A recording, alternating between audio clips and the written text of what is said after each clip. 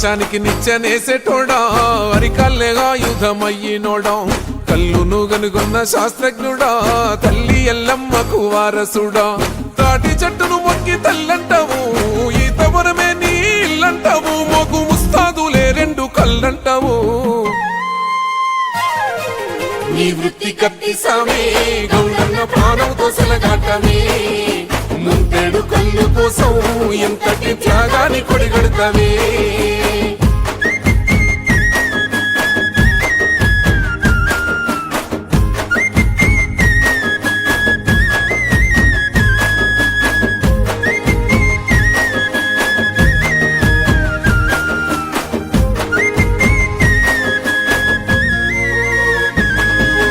తాత ముత్తాతల కాలం నుండి వారస